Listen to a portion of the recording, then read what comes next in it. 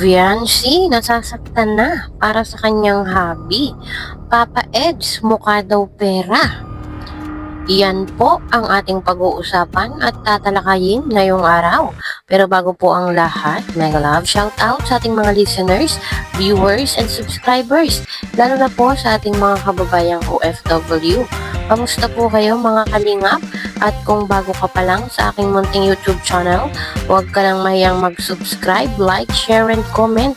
Huwag mo na rin kalimutang i-click ang notification bell nang sa ganon ay updated ka sa aking mga paparating na video.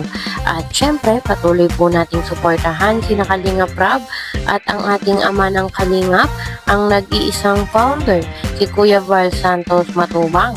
Kung maaari po ay no skip ads nang sa ganon ay mas marami pa tayong malingap na nangangailangan at konting paunawa po kung maaari ay tapusin niyo muna ang kabuoang video nang sa ganon ay akma ang inyong mga komento.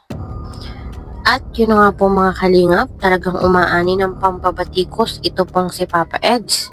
Samot-saring mga issue, paninira at kung ano-ano pa po yung mga masasakit na salita ang ibinabato dito. At isa na nga po dun yung masabihan na mukha daw po itong pera.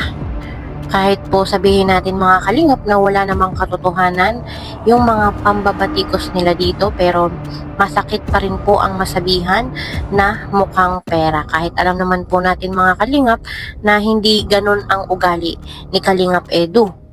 At batid naman po nating lahat mga kalingap na kayang magsarili ni Kalingap Edu. Kaya po niya na walang love team. Dangan nga lang po at ipinartner siya dito kay Bibi Viancy. Bilang pagrespeto at pagsunod kay Kalingap Rob ay pumayag siya na ipareha dito kay Viancy. At alam na alam naman po natin mga kalingap na talagang kaya ni Papa Eds na magsarili. Kaya po niya na walang love team. Doon pa lang po sa kanyang mga YouTube channel, sa kanyang mga charity works ay kayang-kaya po niya. Bukod doon ay meron din silang mga business. At alam naman po natin mga kalingap yung mga issue doon sa mga ex-love team niya. So sana po ay hindi na maulit. Sana ay wag nating hayaan na sumuko si Papa Eds at kusang bumitaw sa EDSI. Kahit alam naman po natin na may pangako sa isa't isa ang EDSI na walang iwanan, na walang bibitaw. Pero syempre, tao pa rin po sila mga kalingap, sumusuko pag napapagod. So sana ay stop na po yung paninira dito kay Papa Eds. At alam naman natin mga kalingap na hindi pa babayaan ni na Kalingap Rob maging si Kuya Val ang EDSI. At lagay naman po yung loob natin na hindi talaga matitibag ang EDSI.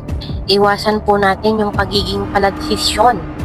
Iwasan natin yung mga toxic na pag-uugali na wala nang ginawa kundi manira sa kapwa. Ay nako, mahirap po yung ganyan. Nako, may kakalagyan po kayo pag patuloy po ninyong pinapairal yung mga ganyang pag-uugali. Tulad nga po ng sinabi ni Kalingap Rob, irespeto po natin ang EDSI, si Viancy, si Papa Eds, lahat po ng kanyang beneficiaries. Sa pamamagitan po ng pagrespeto natin sa kanila ay parang gano'n na rin po yung pagrespeto natin kay na Kalingap Rob at Kuya Val. Spread the love mga kalingap. Naku, tama na po yung mga paninira nyo. Hindi po yan nakakatulong sa inyong pang-araw-araw na pamumuhay. Nako. So kahit dati pa po mga kalingap, kung alam nga po natin, ay ayaw talaga ni Kalingap Edu na kinokontrol siya. At kahit sino naman po ay ayaw po talaga ng kinokontrol siya, yung po nga may didikta palagi sa iyong gagawin. May kumokontrol, hawak ka sa leeg. Diba, konting kilos mo, may magsasabi sa'yo na wag ganyan ang gawin mo, ganito dapat. So kahit sino naman po ay ayaw talaga ng kinokontrol. So ganun din po si Kalingap Edu. Kaya po sana respeto na lang. Respeto po natin yung beneficiary ko bilang pag-respect na rin sa akin. Sa totoo lang, di ba? Di naman talaga sila humihingi sa atin eh. Tayo po yung kusang tumulong, no? Kaya yun, hindi porke tumutulong tayo, panghihimasukan na natin sila. Pangungunahan na natin yung mga desisyon nila. So, yun yung masasabi ko dyan. Kasi, bigyan natin sila ng, huwag natin silang sakalin. No? Huwag natin silang sakalin.